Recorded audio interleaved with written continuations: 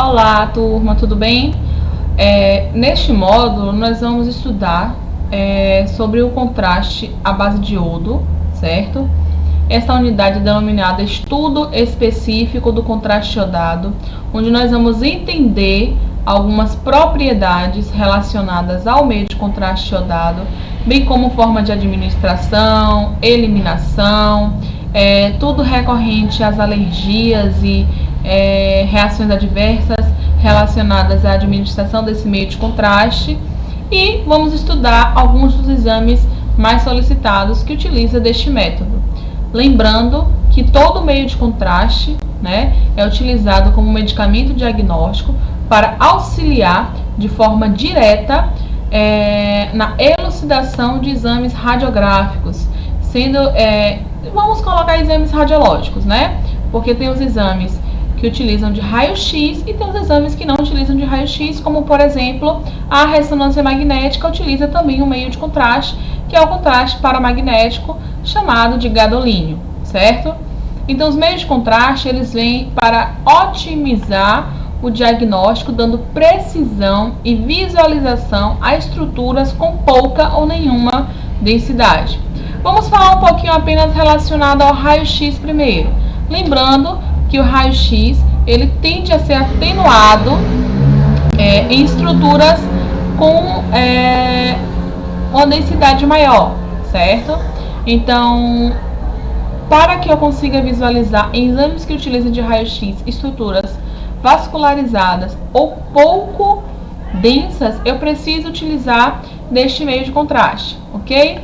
Essa aulinha aqui, na verdade, serão duas aulas que serão utilizadas para a turma do Instituto do Conhecimento da Bahia de Pojuca. Então, vou deixar os comentários liberados para que vocês consigam postar alguma dúvida ou até mesmo podem vir diretamente falar comigo acerca de alguma questão que tenha ficado inconclusiva ou até mesmo que não tenha compreendido, ok? Antes de tudo, vamos lembrar o que é o iodo. Vamos lá. Muitas vezes vocês ouviram falar do iodo, até mesmo na última aula de introdução nós vimos esse termo, iodo. O iodo é um elemento que consta na tabela periódica. Ele é encontrado em temperatura ambiente, em estado sólido, ou seja, com as suas moléculas totalmente compactadas, certo? Ele é um elemento químico de símbolo I, ok? E número atômico 53, que seria a identidade desse elemento químico. Como eu disse, massa atômica cerca de 126,9 e em temperatura ambiente ele encontra-se no estado sólido. Nós temos o iodo não apenas como meio de contraste. O iodo ele é utilizado como medicamento, ele é utilizado também nos procedimentos de terapia, em medicina nuclear, entre outras aplicações. Mas para o estudo de farmacologia e meio de contraste, este elemento, o iodo, é tratado como um meio de contraste, um medicamento diagnóstico que pode ser usado nos exames de raio-x ou radiografias, que é o termo mais correto, e na tomografia computadorizada, que é o exame clínico diagnóstico mais recente, mas que tem esse advento do iodo para auxiliar aí no diagnóstico daquelas estruturas pouco densas ou que não tem essa característica de densidade, ok? Vamos lá, vamos conhecer um pouquinho mais sobre o iodo. O iodo é um mineral essencial para o organismo, pois desempenha algumas funções, tais como prevenir problemas da tireoide, como hipertireoidismo, bócio e câncer, prevenir infertilidade em mulheres, pois mantém a produção adequada de hormônios da tireoide, prevenir câncer de próstata, mama, útero e ovários, prevenir o aumento da pressão arterial em mulheres grávidas, prevenir deficiências mentais no feto, prevenir doenças como diabetes, problemas cardíacos, infarto e combater infecções causadas por fungos e bactérias. Como eu disse, ele também é utilizado como medicamento curativo, certo?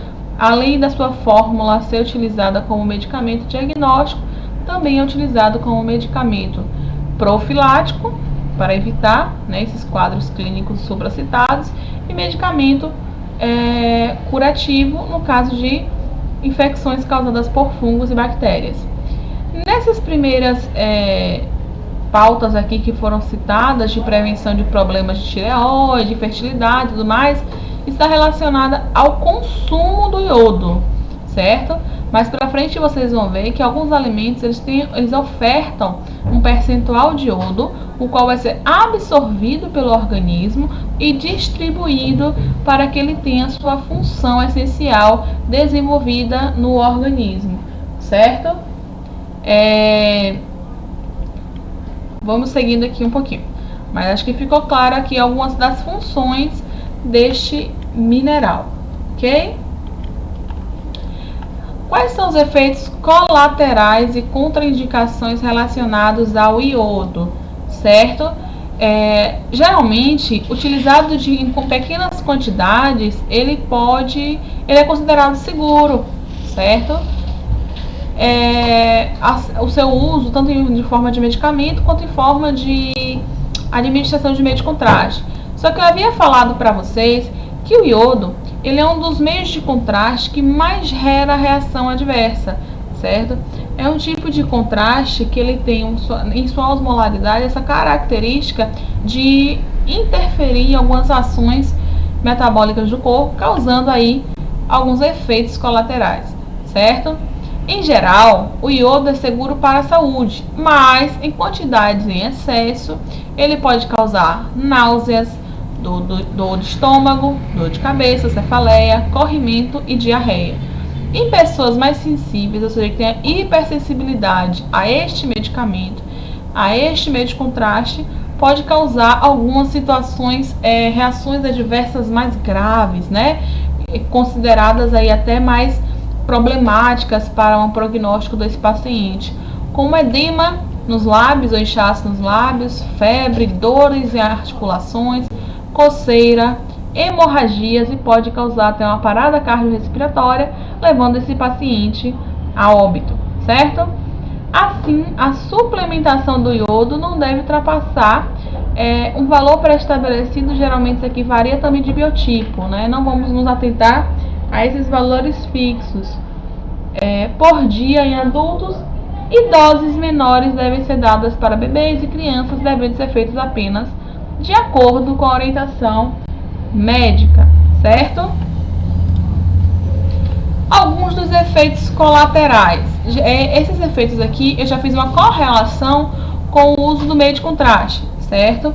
Lembrando que vocês foram solicitados fazerem algumas pesquisas sobre as reações adversas e efeitos colaterais de todos os meios de contraste.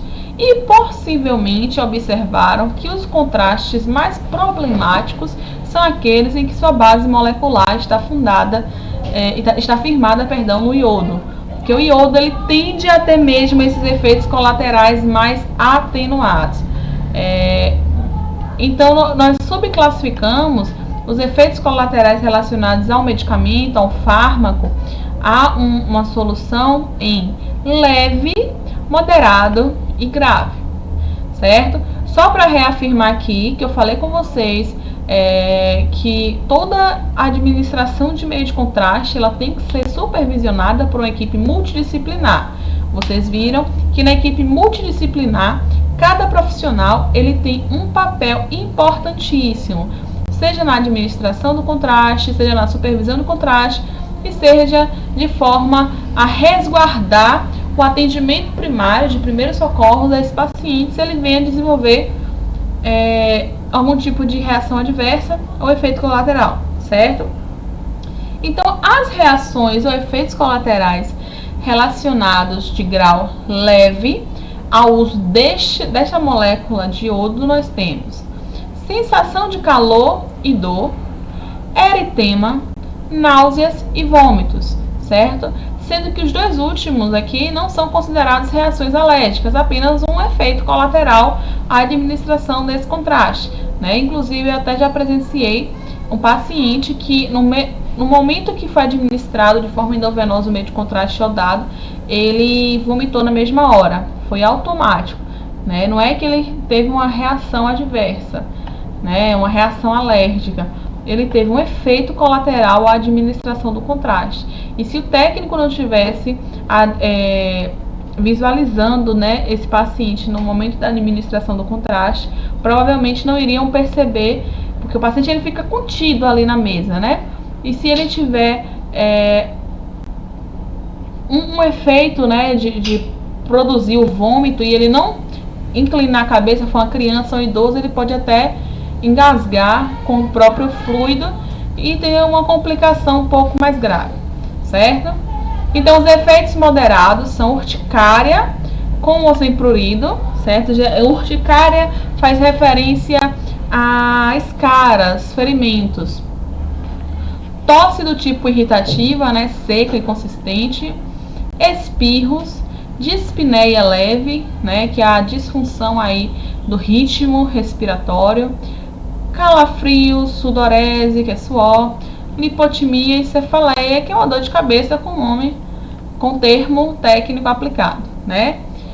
E as reações graves que podem levar a óbito são reações que devem ser observadas principalmente por pacientes que têm um histórico aí na família de reação alérgica, ou que já tenha tido algum tipo de reação alérgica, reação a frutos do mar, camarão, né? Esse paciente ele deve ser observado e administrado alguns medicamentos antihistamínicos anteriormente ao exame, se não tiver outra forma de substituir o método diagnóstico aplicado, né? Porque se tiver uma forma de substituir, fazer uma ressonância magnética que não utiliza diodo como contraste, mas sim utiliza de gadolínio, facilmente esse exame será substituído, certo?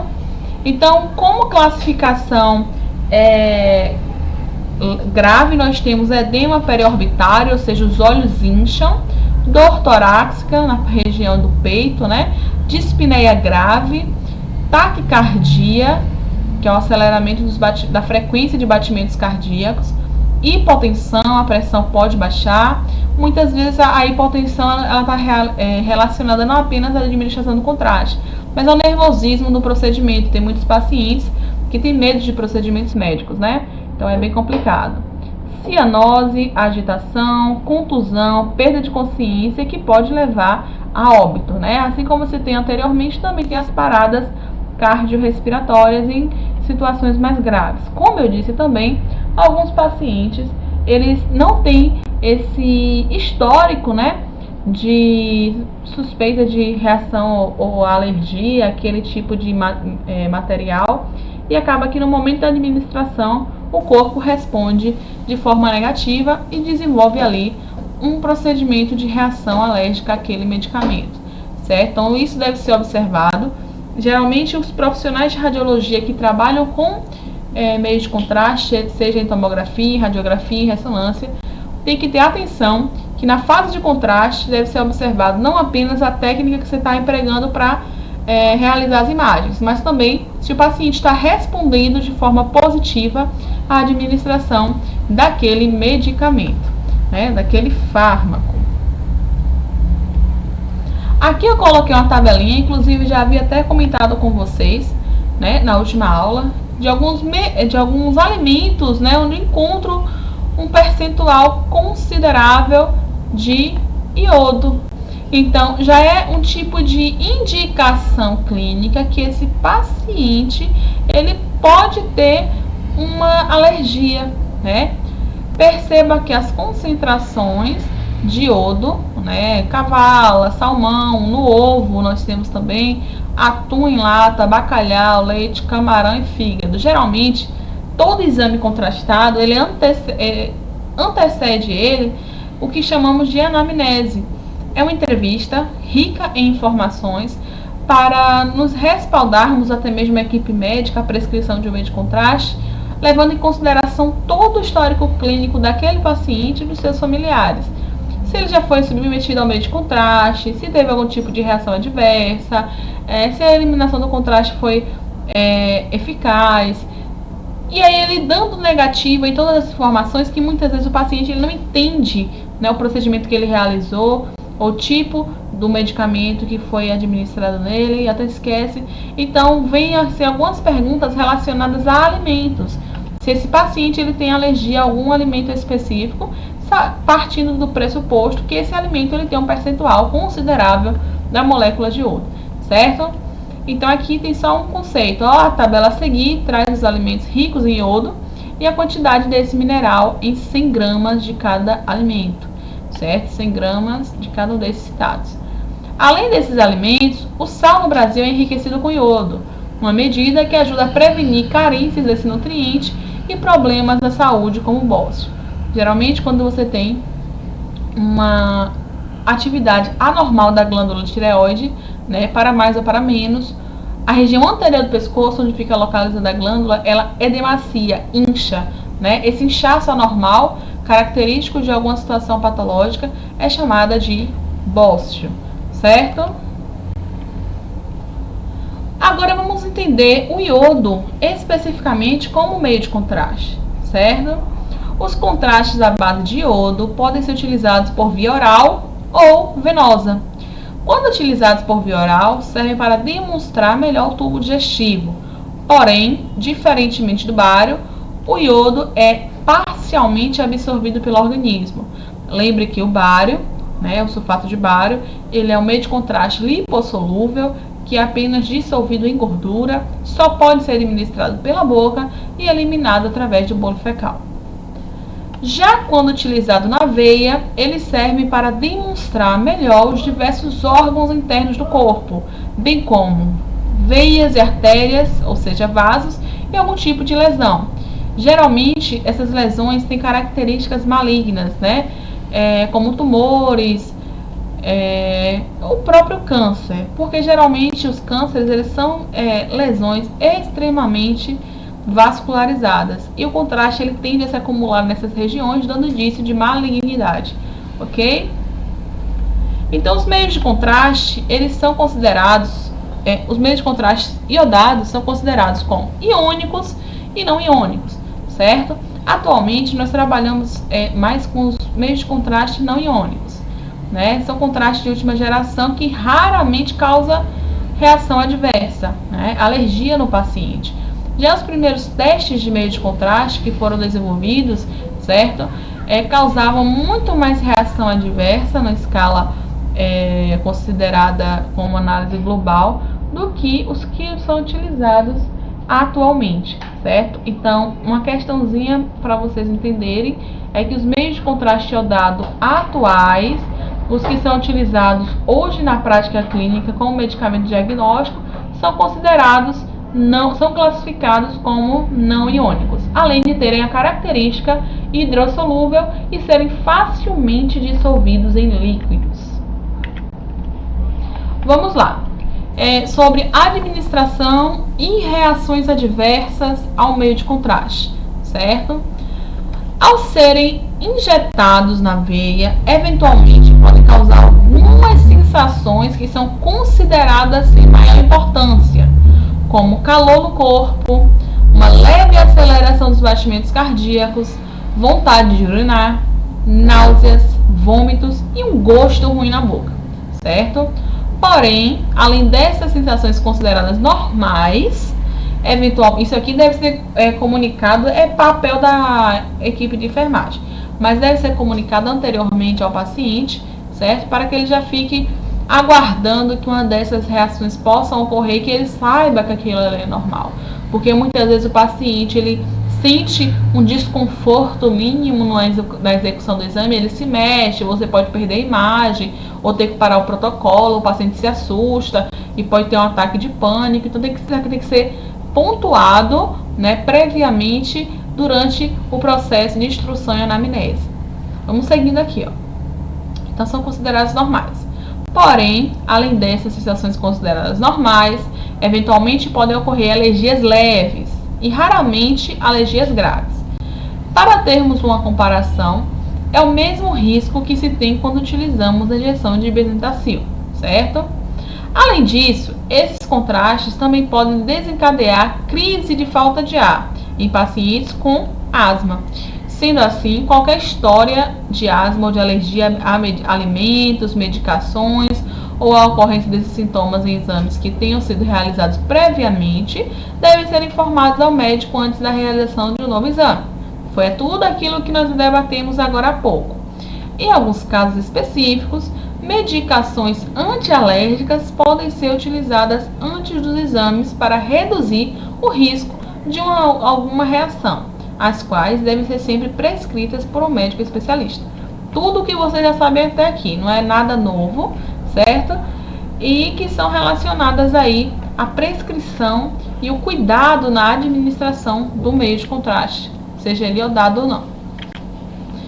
A administração do meio contraste iodado. Vou ser bem breve aqui, que durante os procedimentos que nós vamos descrever, nós vamos falar novamente, e na primeira aula nós conceituamos isso aqui também.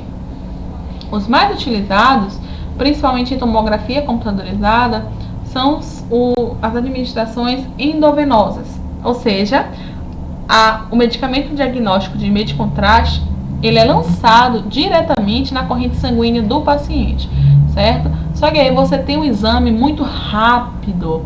Provavelmente vocês vão estudar em tomografia computadorizada, os protocolos de aquisição têm que ser rápidos também, porque o sangue, ele flui de acordo com a batida do coração. Ele não vai esperar que você faça o exame para que ele passe, né? Teve um movimento de sístole e diástole e o sangue vai se renovando e o meio de contraste também, podendo perder a passagem do mesmo aí na execução do exame. Outras formas de administração são via oral e endocavitária, né? Via oral você já sabe, e endocavitária são dentro de cavidades, como por exemplo aqui tem uma demonstração, né, de um exame de esterossalpingografia, onde o meio de contraste iodado é administrado na vagina da paciente. Pode ser administrado também como soluções e géis no reto do paciente, né, em exames de pelve. Mais pra frente nós vamos ver um pouquinho mais sobre isso. E as contraindicações ao uso do meio de contraste. Tem as contraindicações, na verdade tem as reações adversas ao uso do iodo e tem as contraindicações. Quando é que o paciente ele não pode receber o meio de contraste iodado? As duas principais contraindicações são o hipertiroidismo manifesto, ou seja, já tem uma hiperatividade da glândula tireoide, ou seja, tem muita produção dessa glândula e o bombardeio do iodo vai fazer com que tenha um agravamento crítico desse quadro, então é contraindicado, e insuficiência renal, certo? Principalmente essa contraindicação aqui é por conta da eliminação. Lembre que o contraste iodado ele é eliminado pela urina. E se o paciente tem insuficiência renal, ele tem dificuldade de excretar esse líquido, então ele vai ter dificuldade de eliminar o meio de contraste. Mas vamos entender um pouco mais como é que funciona, né, as contraindicações relacionadas à insuficiência renal. Tem uma observação logo abaixo. Pacientes com a função renal comprometida, ou seja, com níveis séricos elevados de ureia e creatinina, não devem ser submetidos à infusão endovenosa de meio de contraste iodado hidrossolúvel, salvo se estiver em programa de diálise, né? Paciente diabético em uso de cloridrato de metformina não deve receber contraste iodado, pois a associação dessas duas drogas, contraste iodado e a metformina, pode determinar o desenvolvimento de insuficiência renal aguda, ou seja, o paciente nem tem um quadro de insuficiência renal aguda e vai ser comprometido, né, com o advento desses dois contrastes, desses dois medicamentos, né? Porque lembra da aula de introdução à farmacologia. Existem substâncias farmacológicas que alteram a funcionalidade das outras, a atividade, a efetividade do outro fármaco, e aí eles também podem se combinar e causar um efeito totalmente adverso no paciente. Então, quando pensarem em contraindicações ao uso do meio de contraste, claro, além da alergia manifesta, né? Além do paciente ele saber que tem alergia, sei lá, frutos do mar, camarão, já ter feito antes, ter passado mal, existe o hipertiroidismo manifesto e a insuficiência renal, certo? Eliminação do meio de contraste. Rapidamente aqui, que nós vamos ver também no próximo slide revisão anatômica aqui de sistema urinário, mas os rins são responsáveis por filtrar, aí através dos néfrons, os líquidos, o sangue, né? E como o meio de contraste, geralmente ele vai parar na corrente sanguínea, é filtrado, conduzido à bexiga, armazenado por um curto período de tempo e eliminado através da uretra, certo? Então, basicamente, a eliminação do meio de contraste iodado, por ter característica hidrossolúvel, é através da urina. Em menor percentual, ele é eliminado por suor, saliva e até mesmo se estiver amamentando. Quais são os exames que utilizam do meio de contraste iodado? O principal exame atualmente que utiliza do meio de contraste, é uma técnica bem nova, é a tomografia computadorizada. A tomografia computadorizada pode utilizar do meio de contraste, que nós chamamos do exame de TC contrastada, ou uma tomografia sem contraste. Mas geralmente, se o médico ele quer analisar tecidos, no exame de tomografia que utiliza da fonte emissora de raio-x, né, ele vai indicar o uso de meio de contraste. Será feita uma análise da altura e peso do paciente para colocar a quantidade específica ali para ser administrado no paciente, certo? E também existem as radiografias, claro que não em grandes centros, porque se você tem um tomógrafo, você não solicita, se o médico tem um tomógrafo, ele não solicita exame de radiografia contrastada. Mas existem também os protocolos que são utilizados com o equipamento, né, de raio-x convencional. A tomografia iodo, como é que funciona? Certo? A tomografia é o exame que mais utiliza o meio de contraste iodado, como eu havia falado para vocês, certo? A sua administração será sempre via endovenosa, através de um dispositivo chamado bomba infusora, tá ela aqui para vocês visualizarem, a qual é disparada automaticamente dentro do workstation durante o processo de aquisição de imagem. Olha aqui o contraste, né? A seringa, a bomba infusora, ela que vai administrar o contraste. O profissional de enfermagem, só falando rapidamente, que vocês vão ver isso em tomografia computadorizada, o profissional de enfermagem ele só coloca o acesso no paciente, deixa tudo organizadinho, e quem dispara no momento exato, quem decide o momento em que esse contraste vai ser introduzido na veia do paciente, somos nós profissionais técnicos em radiologia, certo? Só uma imagem aqui para vocês terem noção, ó, aqui é um corte axial da região de abdômen superior, né, que dá para ver o fígado. Aqui é a fase pré-contraste, certo? E aqui é a fase pós-contraste, onde eu vejo a vascularização aqui, ó, a aorta brilha, a vascularização aqui do fígado também brilha, né? Isso aqui vocês vão ver mais pra frente, mas só para vocês terem a noção, porque o exame de tomografia é um exame específico um pouco mais complexo, mas eu coloquei só para vocês compararem, a anatomia é a mesma. A diferença é que você tem uma imagem pré-contraste e uma imagem pós-contraste. O meio contraste iodado serve para evidenciar lesões e suspeitas diagnósticas, como já sabemos, né? Ele serve para deixar ali de ser uma dúvida e passar a ser uma certeza o diagnóstico acerca daquela situação, ok? Então, basicamente, eu tentei falar o mais breve possível para o vídeo não se prolongar um pouco mais. Os meios de contraste iodados utilizados atualmente são os não iônicos, considerados hidrossolúveis e podem ser administrados de diversas formas. Os dois exames que utilizam desse método são radiografias e tomografias, certo? Na próxima aula nós vamos entender alguns dos protocolos de aquisição de exames especiais contrastados. Fica aqui uma imagem com a frase de reflexão para que vocês descansem um pouquinho a mente para partirmos para a próxima aula, ok?